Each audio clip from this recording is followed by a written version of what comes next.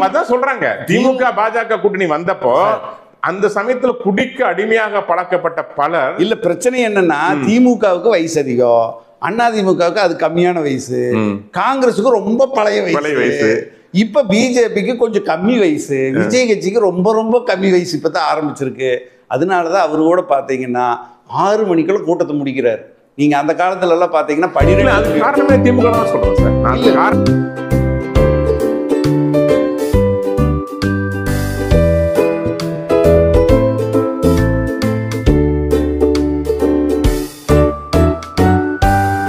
கால் வருது.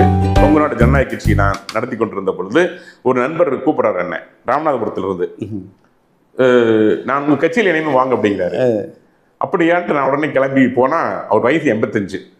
என்னை பார்த்த உடனே கையில ஒரு 1100 கார்டு வச்சிருக்காரு, திமுக உறுப்பினர் கார்டு.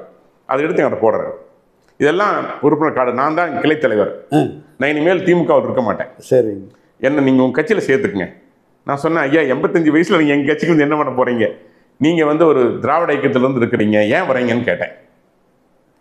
ஹார்ட் வலி எனக்கு, கவர்மெண்ட்ல இலவசமா வந்து சிகிச்சை பண்ணி தராங்க, எனக்கு யாரும் ஏற்பாடு பண்ணி தர மாட்டேங்கிறாங்க, உதவியா எனக்கு பண்ணல, இந்த கட்சியிலிருந்து என்ன பிரயோஜனம். நான் சொன்னேன், ஐயா இது சரியா இருக்காது, இவ்வளவு வயசுக்கு அப்புறம் இந்த கட்சிக்கு விட்டு வர வேண்டாம் நீங்க அப்படின்னு சொல்றேன். நான் அவர்கிட்ட சொன்னேன், ஐயா நான் உங்களை நீங்க என்ன சந்திச்சதே பேசுனதே என் முகநூல்ல பதிவிடுறேன், உங்களுக்கு நன்மை நடக்கும், நீங்க கவலைப்படாதீங்க அப்படிங்கிறேன். நீங்க கட்சியில சேர்த்திருக்கலாம் இல்ல நான் சேர்த்தல, ஏன்னா அவரு ஒரு 2 காரணம், ஒண்ணு வயசு 85, இன்னொன்று ஒரு தலைவர் அந்த கொள்கையிலிருந்து மாறுபட்டு இங்க வர முடியாது, எல்லாமே அண்ணாமலை வயசு கீழே தான் இருக்கணும். அப்படி இல்லைங்க, அவ்வளவு வயசுக்கு அப்புறம் அந்த கொள்கையிலிருந்து மாறி வரது அவருக்கு பயன் தராதுங்கிற என் நோக்கம், அவர் மேல உள்ள அனுதாபத்துல. ஏன்னா அவருக்கு காரியம் நடக்கணும், அவருக்கு வந்து ஹார்ட் ஆபரேஷன் நடக்கணும், அதே நோக்கமா இருந்தது. அப்போ நான் வந்து அவர்கிட்ட பேசிட்டு இருக்க அவர் சொன்ன வார்த்தை என்ன தெரியுங்களா, ஏன் திமுக பத்தி கருணாநிதி அவர்களை பத்தி பெருமையா சொல்றேன்னா, அவர் சொல்றாரு 1967, 69 ஆண்டுகளை சொல்லிட்டு கருணாநிதி இங்க வந்தார், குதிரை வண்டியில வந்தார், கூட்டம் இருக்கும் என்று நினைத்தோம், கூட்டம் இல்லை, மொத்தம் இருந்ததே 4 பேர், கருணாநிதி அவர்களோட சேர்ந்து திண்ணில உட்கார்ந்தாரு, 1 மணி நேரம் பேசினார், கட்சி கொள்கை குறித்து கட்சி குறித்து 1 மணி நேரம் பேசிட்டு, கூட்டத்தை பற்றி கவலைப்படல, பேசிட்டு போறப்ப நாளானா குதிரை வண்டிக்கு என்று கேட்டு வாங்கி கொண்டார், திரும்பி போயிட்டார். அதுக்கப்புறம் அந்த பேச்சில் ஈடுபட்ட நான் இன்னைக்கு இவ்வளவு பேரை சேர்த்து வச்சு இந்த கட்சியில் இருந்தேன், எனக்கு ஒன்றும் செய்யலைன்னு சொன்னாரு. உடனடியாக நான் முகநூல் பதிவில் போட்டேன், இந்த விஷயத்தை போட்டு சொன்ன உடனே அடுத்த நாள் காலையில் 2 நாளுக்குள்ள பொங்கலூர் பழனிசாமி அவர்கள் அவர் வீட்டுக்கே போய் அவரை கூட்டிகிட்டு போய் ஆப்ரேஷன் பண்ணி வீட்டில் படுக்க வச்சுட்டாங்க. இது நான் என்ன நினைச்சா நடந்துச்சு, அது உண்மையிலேயே எனக்கு அந்த பெரியவருக்கு செய்ய வேண்டிய ஒரு காரியம். எதுக்காக சொல்றேன்னு கேட்டீங்கன்னா, அந்த கொள்கை மக்களுக்கு பயன் கொடுத்ததோ இல்லையோ, ஆனால் அந்த கொள்கை திராவிட முன்னேற்ற கழகத்திற்கும் அதன் குடும்பத்திற்கும் பயன் கொடுத்துங்கிறது மாற்று கருத்தே இல்லைங்க. ஏன்னா மதுவிமில்லை மது கொண்டதிலிருந்து நீங்க எல்லாம் இலவசத்தை கொண்டு வந்து அடையாளங்காட்சியிலிருந்து எல்லாம் அவர் தான் பண்ணாரு, அதுல மாற்று கருத்து இல்லை.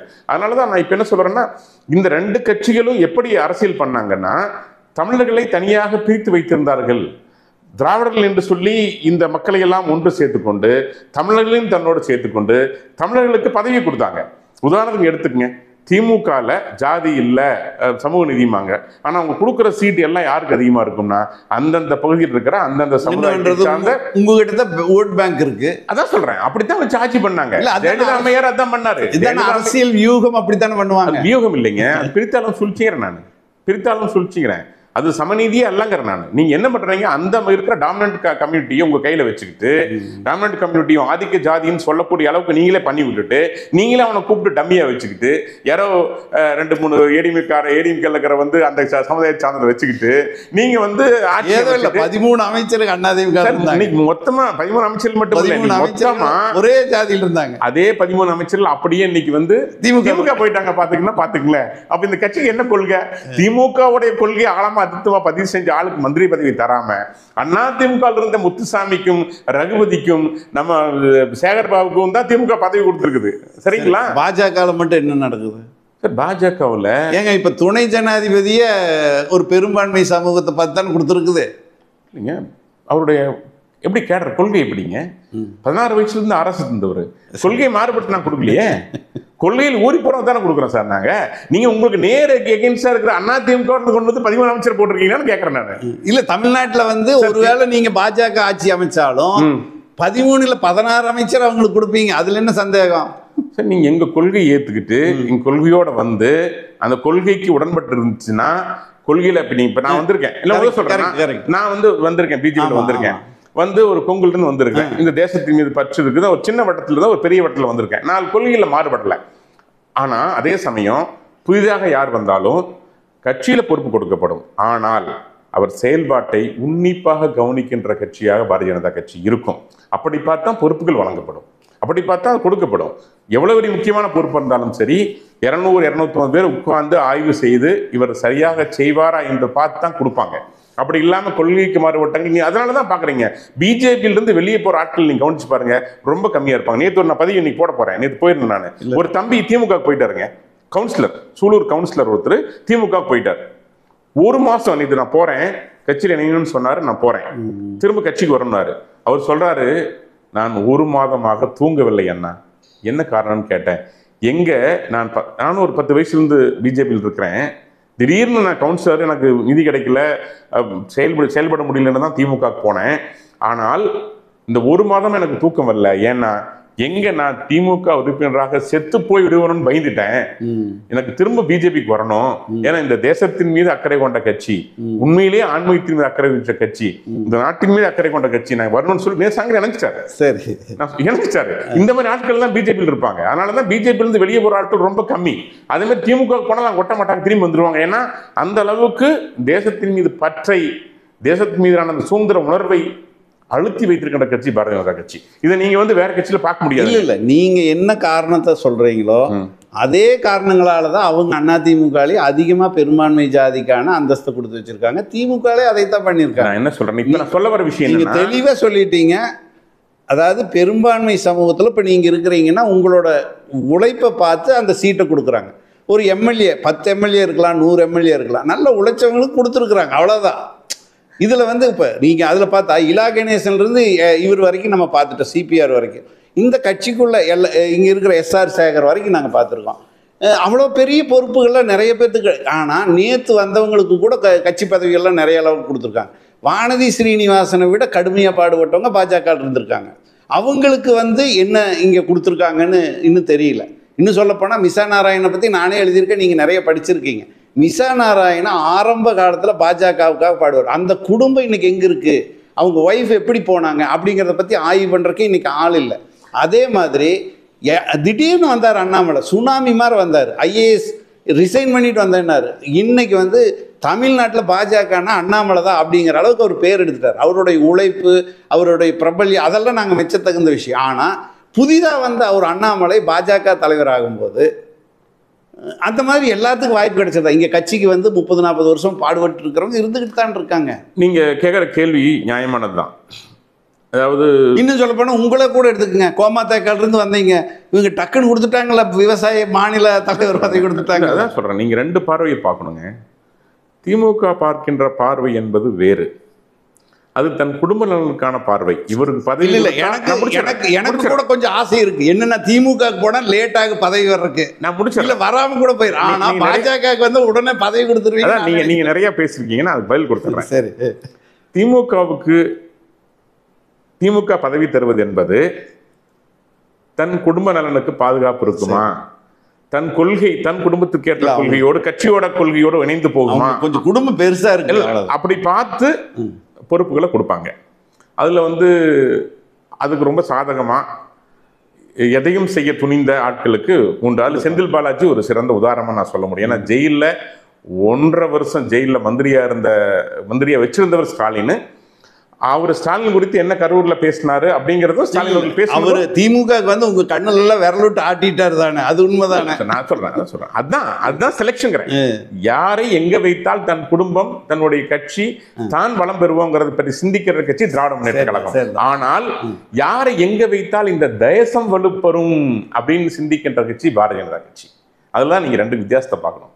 இந்த தேசத்திற்கு சிபிஆர் துணை ஜனாதிபதியானா பயன் கிடைக்கும் அப்படின்னா அவர் கொடுப்பாங்க. ஜி.கே. நாகராஜ் மாநில விவசாய அணியாக இருந்தால் ரொம்ப நல்லா இருக்கும், இந்த விவசாயிகளுக்கு நன்மை நினைச்சா, எங்க 3 முறையும் நான் விவசாய தலைவராக தான் இருக்கிறேன். ஏன்னா நான் இருந்தால் தான் சிறப்புன்னு மேல தலைமை மேடம் நிற்கிறது. சரி, அண்ணாமலை வந்தால் நல்லது என்று நினைத்தவர்கள், அண்ணாமலை வந்தாரு, சூறாவளி சுற்றுப்பணம் செய்தாரு, எண்மக்கள் எண்மண் யாத்திரையெல்லாம் பண்ணாரு, ஒரு எழுச்சி உண்டாக்குனாரு, 18% வாக்குகளை பெற்றாரு. ஆனால் இந்த 18% வாக்குகளால் இந்த தேச விரோத கட்சி திமுகவை வீழ்த்த முடியாது என்ற காரணத்தால் அண்ணா திமுகவும் நமக்கு துணைக்கு வேண்டும் என்று பாரதிய ஜனதா கட்சி மேலிடம் கருதியதால் இன்றைக்கு அண்ணா திமுகவோடு இணைந்து பயணம் செய்ய பாஜக தயாராக இருக்கிறது. அதற்கு பாஜகவினுடைய முன்னாள் தலைவர் அண்ணாமலை அவர்கள் இல்லை நம்மால் முடியும் என்று சொன்னாலும் கூட, முடியும் இன்று அல்ல, இன்னும் டைம் எடுக்கும், நீங்கள் சற்று அமைதியாக இருங்கள் சொல்லித்தான் நயினா நாகேந்திரனுக்கு அந்த பணியை கொடுத்து செய்து வந்திருக்கிறார். அதாவது அதனால நயினா நாகேந்திரன் சொன்னா தன்னுடைய தலைவர் பதவியை தியாகம் பண்ணி அதிமுகவோட கூட்டணி வச்சிருக்காரு, அப்படித்தானே சொல்றோம். தன்னுடைய தலைவர் பதவியை இந்த நாட்டின் நன்மைக்காக, தியாகம் பண்ணி, தமிழகத்தின் நன்மைக்காக, அதுதான் சார் பாஜகவினுடைய உண்மையான தொண்டை. இல்ல சொல்லுங்க, அவன் தான் பாஜக உண்மையான தொண்டை. இல்ல தியாகம் பண்ணிட்டாருன்னு சொல்ல வர்றீங்களா? இருக்கலாமே, நீங்க அப்படியே எடுத்து, அல்லது நீங்க தியாகம் சொல்ல முடியாது, மனம் முன் வந்து அதை ஏற்றுக்கிறதெல்லாம் சார் நீங்க பேசுறாரு. இல்ல அவர் ஏற்றுக்கொண்டதால் தான், உண்மை நிலையை புரிந்து கொண்டதால தான் நேற்று வந்து எடப்பாடி அவர்கள் வெற்றி பெற வேண்டும், வெற்றி பெற செய்ய வேண்டும் சொல்ற காரணம் என்ன கேட்டீங்கன்னா, தேசத்தின் நன்மை தான் சார். எனக்கு 1000 ஆசைகள் இருக்கலாம், எனக்கு 1000 எண்ணங்கள் இருக்கலாம், நான் பல படிகள் ஏறிப்போன்னு நினைக்கலாம். ஆனால் பிஜேபி எப்படி நினைக்கும்னா, இவரை இங்கு பயன்படுத்தினால் தேசத்தின் நலன்.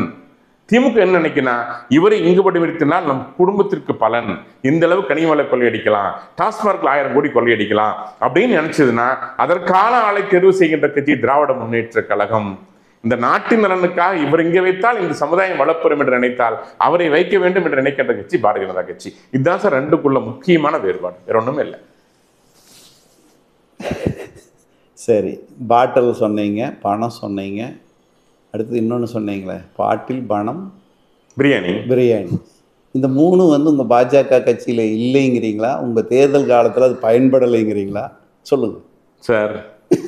நாங்கள் இந்துத்துவ கான்செப்ட்ல கட்சி, தெரியும் இல்லையா? அது அடிப்படை சொல்றேன். சூழ்ச்சியின் நோக்கம் தர்மமாயின் சூழ்ச்சியும் தர்மமே அப்படின்னு மகாபாரதத்துல நம்முடைய கிருஷ்ணர் சொல்றாரு. எப்ப சொல்றாரு தெரியுங்களா? நம்ம துரியோதனன் அடிபட்டு கிடக்குறாரு. நாங்களும் பகவத்கீதை படிச்சிருப்பீங்க, நாங்களும் அதை பின்பற்றுறீங்க இல்லைங்களா? சொல்ல முடிச்சிடறேன் நான். துரியோதனன் அடிச்சு கிடக்குறாரு, கீழே தொடையில் அடைக்கப்பட்டு விழுந்துட்டார். தொடையில அடிக்கக்கூடாது முறைப்படி, அந்த போர் முறைப்படி கதாயுதத்துல அடித்து வீழ்த்தப்பட்டு விட்டார் பீமனால். கிருஷ்ணவராமன் பக்கத்தில் போறாரு. போன உடனே அப்படியே துரியோதன கோபத்தில் கொந்தளிக்கிறான். கிருஷ்ணா, இது தர்மமா? கிருஷ்ணா, இது நியாயமா? உனக்கு தகுமா இது நீ பண்ணது அப்படின்னு கேட்ட உடனே கிருஷ்ணவரத்ன திருப்பி கேட்கிறார் துரியோதனை பார்த்து, துரியோதனா, உனக்கு தர்மம் அப்படின்னா இப்பதான் தெரிஞ்சுதா அப்படின்னு கேட்கிறார். நியாயம் அப்படிங்கிறது இப்பதான் தெரிஞ்சுதா? நீ பீமனை விஷம் கொடுத்து கொல்ல முயற்சி செய்தாயே, அப்பொழுது உனக்கு தெரியவில்லையா? அரக்கு மாளிகையில் வைத்து பாண்டவர்களுடைய குடும்பத்தை எரிக்க நினைத்தாயே, அப்பொழுது உனக்கு அந்த தர்மம் தெரியவில்லையா? திரௌபதியினுடைய துகில் விரித்தாயே, அப்பொழுது தெரியவில்லையா? இப்பொழுது தெரிகிறது. உனக்கு வர்றப்பதான் உனக்கு தர்ம நியாயம்லாம் தெரியுதா அப்படின்னு கேட்கிறார். என்ன அர்த்தம் அப்படின்னு கேட்டீங்கன்னா, சூழ்ச்சியின் நோக்கம் தர்மமாயின் சூழ்ச்சியும் தர்மம் அப்படிங்கிற பொய்மையும் வாய்மை எடுத்த அதுதான். அப்ப என்ன பாஜக பண்ணுதுன்னா, நாட்டிற்கு ஒரு நல்ல காரியத்தை செய்ய வேண்டும் என்கின்ற பொழுது அது நாட்டுக்கு நன்மை பயக்குமானால், சில சமயம் அந்த சூழ்ச்சியும் நன்மை பயக்குமானால் அதையும் செய்கின்ற கட்சி பாரதிய ஜனதா கட்சி. அது நாட்டு நன்மைக்காக இருக்குமே ஒழிய ஒரு குடும்பத்தின் நன்மைக்காக இருக்காது. இதுதான் சிம்பிள் கான்செப்ட் ஆஃப் பிஜேபி. ஏறத்தாழ அதே தான் அவங்களும் சொல்கிறாங்க. ஜாதி மதம்ங்கிற ஒரு கொடிய வஸ்து வந்து மக்களுக்குள்ள சமூகத்தில் மறுபடியும் வந்து அந்த தாண்டவமாடிடக்கூடாது அப்படிங்கிறதுக்காகத்தான் நாங்கள் இதை போராடி பொய்மையும் வாய்மை எடுத்த அப்படிங்கிற விஷயத்தை கொண்டு வர்றோங்கிறாங்க. எத்தனை ஆண்டு காலம் வேணும் சார்? 75 ஆண்டு காலம் நீங்கள் சமூக நீதி, இன்னைக்கும் இரட்டை கோலை முறை இருக்கு. இன்னைக்கும் வந்து 5-6 கிராமங்களில் பட்டினத்தினுடைய பஞ்சாயத்து தலைவர்கள் சேரில் அமர முடியல. இங்கே தமிழ்நாட்டில் நான் உதாரணம் சொல்ல முடியும். இன்றைக்கும் வேங்கவியல் பிரச்சனை வந்திருக்கு. இன்றைக்கும் கள்ளச்சாராயம் காய்ச்சுகின்ற கூட்டம், குடும்பங்கள் இன்னைக்கு எஸ்டி மக்கள் வந்து கல்வராயன் மலை பகுதியில் இருக்கிறாங்க. 25 ஆண்டு காலம் நீங்கள் ஆட்சி செஞ்சிருக்கீங்களே, இது ஏன் மாத்தல?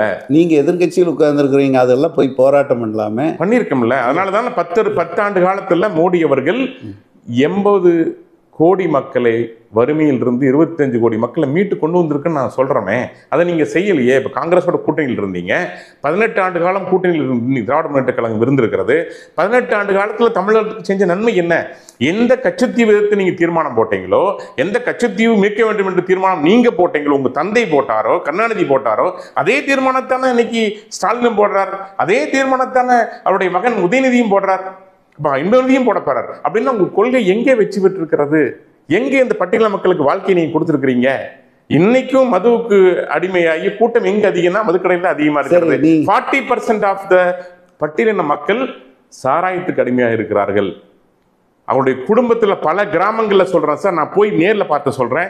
பல பட்டியலின மக்கள் குடும்பங்களுக்கு போனா ஆண்கள் அங்கு பலர் உயிரோடு இல்லை, ஆண்களே இல்லை, பெண்கள் மட்டும் இருக்கின்ற விதிகளாக இருக்கின்ற கிராமங்களை நான் கண்ணில் பார்த்ததுனால சொல்றேன். உங்களுடைய சிஸ்டம் டோட்டல் ஃபெயிலியர்.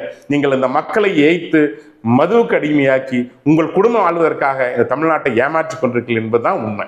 இதுதான் உங்க கொள்கை தோல்வின்னு சொல்றேன் நான். சரி, மறுபடியும் வருவோம். ஓட்டுக்கு பணம், ஓட்டுக்கு பிரியாணி, இதெல்லாம் வந்து உங்க கட்சியில் இல்லைங்கிறீங்களா? அப்போ நான் தான் இல்லைன்னே சொல்லியேன் சார். நான் அதை கட்சி செய்யாது சார். கட்சி நிற்கிற வேட்பாளர் செய்தார் என்றால் அது கட்சி எப்படி பொறுப்பாங்க அப்படிங்கிறேன். அதான் சொல்றேன் நான். ஒரு கட்சி ஒரு வேட்பாளரை நம்ம வெற்றி பெற வைக்கிறோம்னு சொல்றோம்.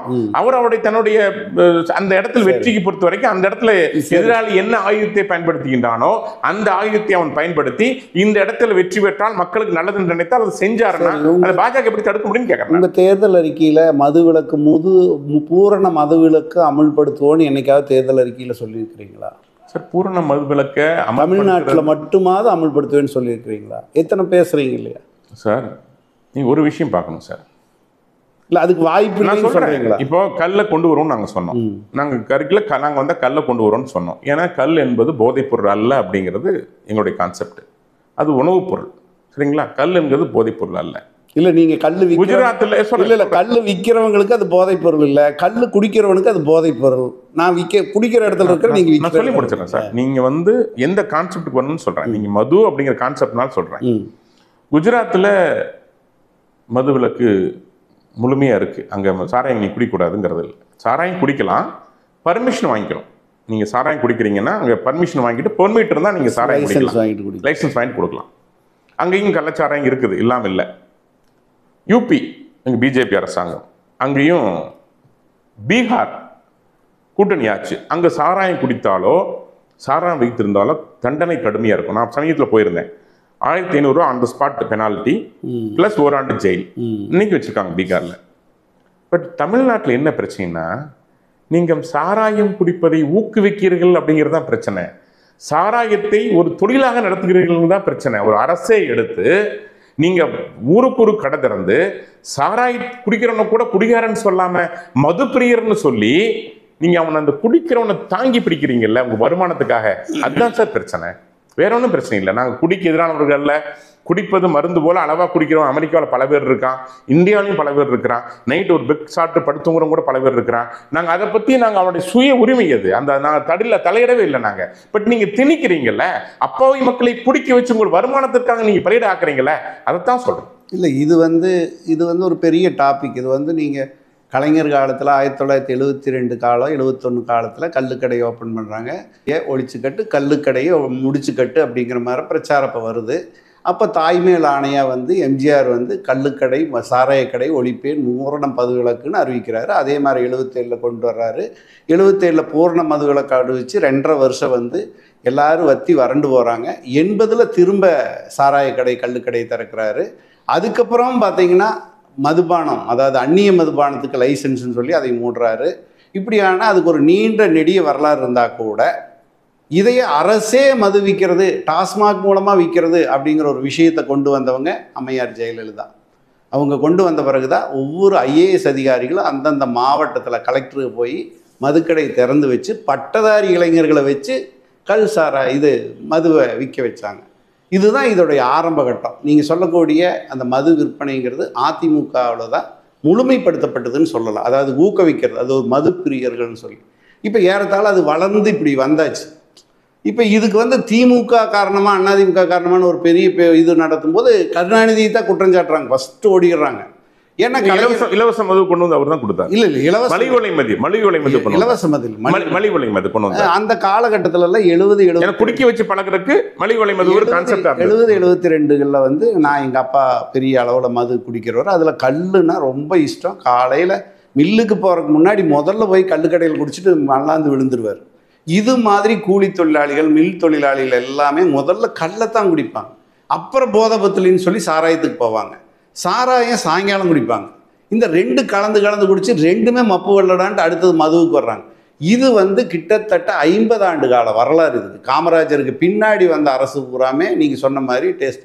இன்றைக்கி நீங்கள் பீகார் சொன்னீங்க, ஊபி சொன்னீங்க, அதெல்லாம் இப்போ தான் அது டேஸ்ட் பண்ணிகிட்டு இருக்குது. இப்போ தான் கடுமையாக அந்த சட்டங்களை போட்டு நிறுத்துறதுக்கான முயற்சி பண்ணுது. இது வந்து 40 வருஷத்துக்கு முன்னாடி அதிமுக திமுக நடந்துருச்சு. அது படிப்படியாக வளர்ந்து நம்ம தான் 2வது இடத்துக்கு வந்துட்டோம்ல, தொழிலில் கூட வருமானத்தில் கூட ஏறத்தாழ அதே மாதிரியான முன்னேற்றம் தான். இதை பின்ன தள்ளுறதுக்கு என்ன வழின்னு தான் சொல்கிறீங்க நீங்கள்? பிஜேபியில் ஏதாவது கொள்கை முடிவு வச்சுருக்கீங்களா? இல்லை, நீங்கள் திமுக வந்து மதுவிலக்கு கொண்டு வரேன்னு சொன்னாங்க, சொன்ன உடனே தோற்று போயிட்டாங்க. தெரியும் நினைக்கிறேன் உங்களுக்கு. மதுவிலக்கு கொண்டு வரேன்னு சொன்னோன்னே அந்த எலெக்ஷன் தோற்று போயிட்டாங்க. அதுக்கப்புறம் அந்த கொள்கையை பற்றி பேசுறதே விட்டாங்க. சார், மது பிரியர்கள் அதிகமாக இருக்காங்க சார். அது பழக்கி விட்டீங்க, நீங்கள் தான் பழக்கி விட்டீங்க. மதுப்பிரியர்களுக்கு ஒரு வார்த்தை எதிராக சொன்னால் என்னுடைய சேனல் கூட புறக்கணிக்கப்படும் எனக்கு தெரியும். நான் சொல்கிறேனே, மதுப்பிரியர்கள் அதிகமாயிட்டாங்க.